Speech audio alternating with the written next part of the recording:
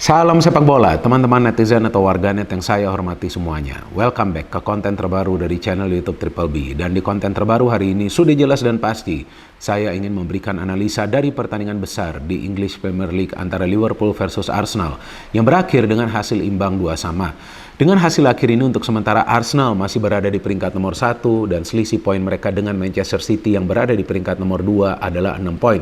Sedangkan Liverpool masih berada di luar zona 4 besar. Saya ada membuat konten preview untuk pertandingan ini kan teman-teman, dan dengan tegas saya menjelaskan bahwa persentase untuk pertandingan ini adalah 50-50 alias 50-50. Artinya dua tim ini punya peluang yang sama untuk meraih kemenangan atau pertandingan ini berakhir dengan hasil imbang. Tapi menurut hemat saya Arsenal beruntung bisa mendapatkan hasil imbang ini karena di babak kedua Liverpool bermain luar biasa. Ini permainan Liverpool seperti yang mereka tunjukkan musim lalu atau juga musim sebelumnya. Apalagi ketika mereka bermain di Anfield. Mereka benar-benar mengurung Arsenal dan mereka benar-benar menyulitkan para pemain Arsenal untuk membangun sebuah proses counter attack. Maka itu menurut saya nih teman-teman, Ramsdale adalah man of the match di pertandingan ini. Karena jika bukan karena penyelamatan-penyelamatan yang dilakukan oleh Ramsdale, Arsenal seharusnya kalah dengan selisih 2 atau 3 gol. Ya kalian yang nonton pertandingan ini juga bisa lihat lah. 2 save krusial yang dia lakukan tuh di masa injury time. Dari Salah dan juga dari Konate. Wow, what a save. Saya kira Arsenal akan kalah teman-teman, jujur. Ya memang kalau di babak pertama kita melihat permainan Arsenal tuh beda. Karena mereka berani bermain terbuka, mereka bermain tenang, confidence-nya bagus. Tapi ketika Liverpool sudah mencetak 1 gol, tampak mental mereka mulai terganggu. Saya bukan mengatakan bahwa para pemain Arsenal mentalnya gak kuat, enggak. Tapi terlihatlah mental mereka nih goyang. Ketika di babak kedua para pemain Liverpool bermain totally attack. Keluar menyerang total, melibatkan hampir semua pemain mereka dalam proses membangun serangan. Bahkan Konate pun ikut maju mendukung sebuah proses serangan. Sebetulnya Arsenal bisa membangun counter attack, tapi saya melihat para pemain Arsenal tuh sering kalah duel. Apakah itu di lini pertahanan mereka ketika mereka coba untuk build up atau juga di lini tengah. Nah, sebelum saya membahas jalannya pertandingan lebih lanjut, pertama-tama saya ingin memberikan informasi kepada teman-teman tentang line up dari kedua tim ini. Sangat penting teman-teman kita memahami. Dua pelatih ini menurunkan pemain-pemain mana saja di starting line up dari Liverpool. Yang menarik nih bagi saya, bahwa Jurgen Klopp memilih memainkan Jota, Gakpo, dan juga Salah. Artinya apa? Dia mengincar gol. Sebab Salah, Gakpo, dan juga Jota sebetulnya pintar mencari ruang dan juga punya kemampuan melakukan finishing yang baik. Sedangkan kita tahu ada beberapa perubahan lagi yang dia lakukan di tengah dan juga di belakang. Dan kali ini Van Dijk sudah bisa main ya setelah dia absen di pertandingan lawan Chelsea. Dan dari Arsenal seperti biasa, Arteta tidak akan banyak melakukan perubahan di line up. Kali ini dia melakukan hanya satu perubahan, yaitu Saka dimainkan dari awal dan Trossard ditaruh di bangku cadangan. Dari jalannya pertandingan, dari menit pertama juga sebetulnya Arsenal sudah keluar menyerang, buktinya Martinelli hampir mencetak gol. Dan di konten preview juga saya jelaskan, caranya Arsenal untuk bisa menyulitkan Liverpool adalah serang saja dari sektor flank nih. Dua fullback dari Liverpool nih adalah kelemahan dari Liverpool. Ketika mereka sulit bertahan dan sering out of position, dan itu yang dilakukan sebetulnya oleh para pemain Arsenal. Karena tadi seperti yang saya katakan, menit pertama Martinelli sudah suk meliuk-liuk gitu kan. Ya saya harus semangat dong. Kan seri lebih bagus daripada Arsenal kalah kan. Dan selisih poinnya dengan City kan masih 6 poin. Jadi ketika dia bergerak liuk-liuk masuk itu tentu para pemain Liverpool agak khawatir. Jangan sampai ada foul. Dan hampir tuh dia mencetak gol kan. Alisson ada melakukan save. And after that memang Liverpool coba untuk menyerang. Tapi saya melihat di babak pertama ini para pemain Arsenal cukup solid ya dalam melakukan pressing. Jadi kuncinya lawan Liverpool itu harus counter press teman-teman.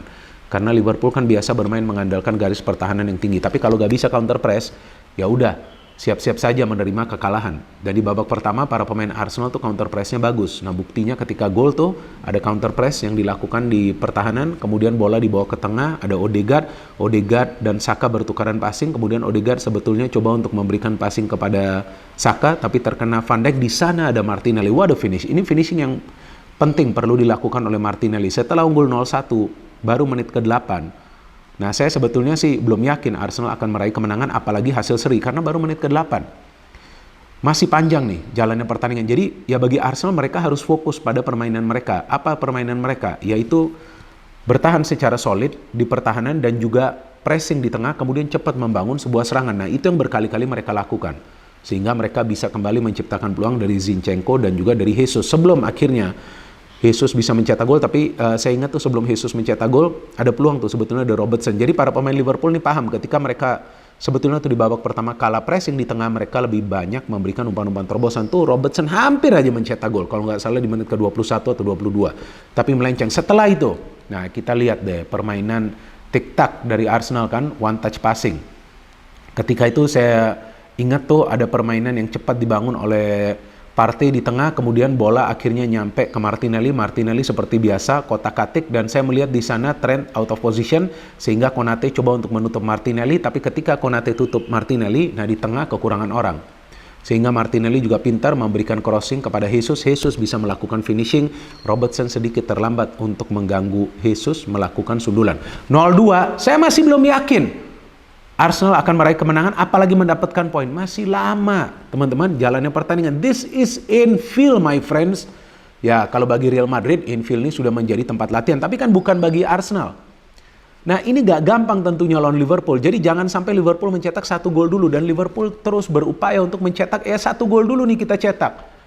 Dan akhirnya mereka dapat. Nah, saya deg-degan melihat performa dari Rob Holding di pertandingan ini. Dari awal saya memang sudah khawatir, walaupun dalam beberapa pertandingan dia mendapatkan proteksi yang baik ya, dari Partey atau juga dari Gabriel. Karena tuh sebelum Liverpool mencetak gol, teman-teman ingat gak tuh, Rob Holding tuh ada salah passing tuh, kalau nggak salah ke Henderson. Henderson memberikan passing kepada Salah, hampir loh itu Salah mencetak gol di menit ke-30-an.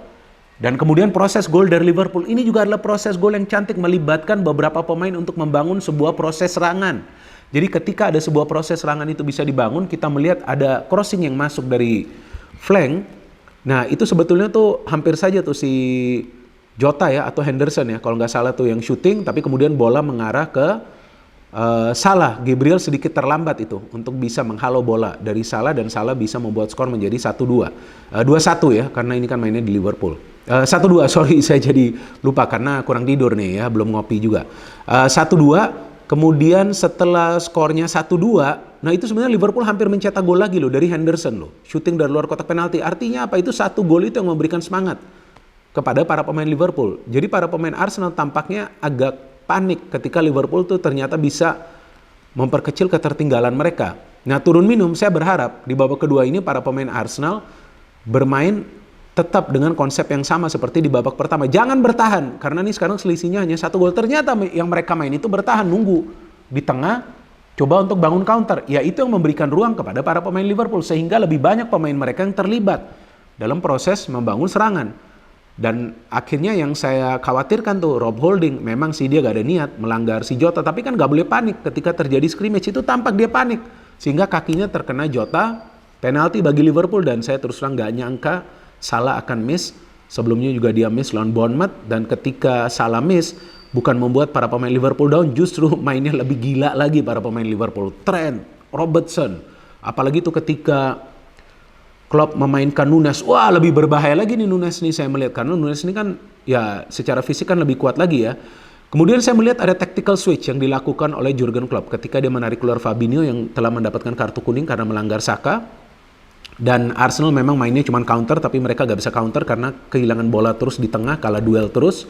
Dan ketika Klopp menarik keluar Fabinho, memainkan Firmino, saya ya terus terang agak khawatir ya, karena Firmino ini ya walaupun dia jarang mendapatkan tempat, tapi dia pemain yang pintar ya. Dan dia sepertinya bermain di belakang 3 striker ya.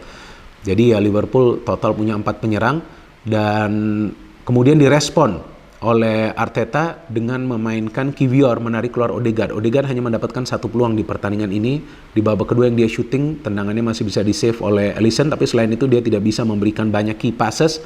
Tampak ya dia dikurung ya di lini tengah. Sama juga Granit Xhaka yang beberapa kali kalah duel. Konate bermainnya luar biasa. Konate bahkan bisa melakukan high pressing dengan baik. Hampir juga akan dia mencetak gol, tadi sudah saya katakan di masa injury time. Dan ketika Kiwior masuk tuh, kalau yang saya lihat sih formasi dari Arsenal berubah ya menjadi 3-4-3, artinya untuk menambah kekuatan di lini pertahanan, karena para pemain Liverpool dapat banyak sekali chance. Nunes tuh harusnya sudah mencetak gol tuh ketika mendapatkan umpan dari Salah. Dan saya melihat para pemain Liverpool ketika ya mereka tahu bahwa para pemain Arsenal nih tampaknya mulai panik, ya mereka juga mengandalkan skill individu mereka. Salah, kemudian Firmino, ada juga Thiago, dan akhirnya kita melihat Trent Alexander-Arnold ketika dia bisa melewati Zinchenko, bisa dikolongin tuh Zinchenko. Saya gak nyangka tuh teman-teman, Zinchenko ini kan pemain yang kuat ya. Ketika Trent mengolongin Zinchenko, apa yang perlu dia lakukan? Gak mungkin dia syuting, gak mungkin juga dia memberikan umpan ke tiang dekat, karena cukup banyak pemain Arsenal, dia kasih umpan ke tiang jauh. Gila gak tuh? Memang pemain ini lebih cocok bermain sebagai wingback daripada fullback. Ke tiang jauh ternyata di sana ada Firmino bisa mencetak gol.